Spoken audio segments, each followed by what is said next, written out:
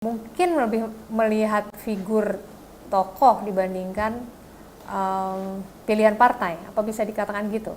Indikator Politik Indonesia merilis hasil survei elektabilitas bakal calon presiden atau baca pres pada bulan Juli 2023. Dari hasil survei tersebut, elektabilitas Prabowo Subianto lebih unggul 7% dari Ganjar Pranowo. Adapun keunggulan ini lantaran banyak kelompok anak muda yang lebih memilih Prabowo dibanding Ganjar. Hal tersebut disampaikan oleh peneliti utama IP Burhanuddin Muhtadi dalam rilis darinya pada Jumat 18 Agustus. Survei indikator politik ini dilakukan pada periode 15 hingga 21 Juli 2023 dengan total responden 1.811. Adapun margin of error yang diterapkan sebesar kurang lebih 2,35% pada tingkat kepercayaan 95%. Saat melakukan survei, indikator politik Indonesia mengajukan pertanyaan ke responden. Pertanyaan itu soal siapa yang akan dipilih sebagai presiden di antara Prabowo versus Ganjar. Dari hasil survei tersebut, elektabilitas Prabowo jauh lebih unggul dengan raihan 47%, sementara Ganjar 39,6%. Sementara dalam survei tersebut terungkap basis partai koalisi bakal calon presiden Prabowo Subianto cenderung pada kelompok yang lebih muda.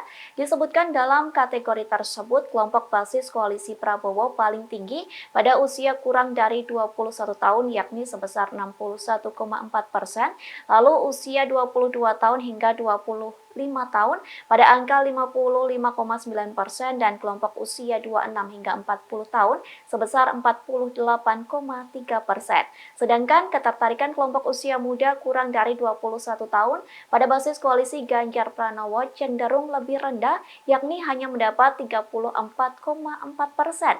Lalu pada kelompok 22 hingga 25 tahun pada angka 15,3% dan usia 26 hingga 40 tahun 35,3%. Peneliti utama indikator Hendro Prasetyo mengungkap, kini banyak anak muda yang lebih melihat figur tokoh dibanding pilihan partai. Adapun pernyataan itu disampaikan Hendro melalui siaran pers virtual di YouTube Indikator Politik. Oke, bagaimana dengan head to head gitu ya, head to head. Ya, kan tadi berdasarkan simulasi 3 nama, Anies kemungkinan tidak lolos putaran pertama jika pemilu diadakan hari ini. Nah, kalau head to head Ganjar versus Pak Prabowo, datanya begini. Jadi Pak Prabowo unggul signifikan ya, di atas margin of error 2,35%. Ya, selisih kurang lebih sekitar 7,4% kan begitu ya. Jadi ini signifikan nih. Ya, coba lihat trennya. Jadi lagi-lagi masih unggul, kabar baik buat Pak Prabowo, tetapi juga tidak bisa terlena gitu ya. Meskipun secara statistik masih signifikan. Ya, Pak Prabowo unggul melawan Ganjar Pranowo.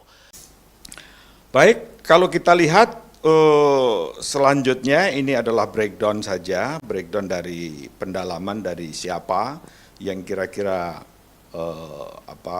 tinggi split votingnya.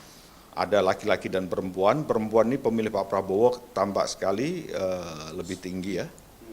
Split votingnya. Split votingnya dari kalangan pemilih perempuan ya buat Pak Prabowo ya. Paling tinggi. Tapi berdasar usia mungkin bisa dilihat juga ya. Untuk mereka yang pemilih pemula dan pemilih muda Cenderung lebih split. Iya. Ya. Cenderung lebih split.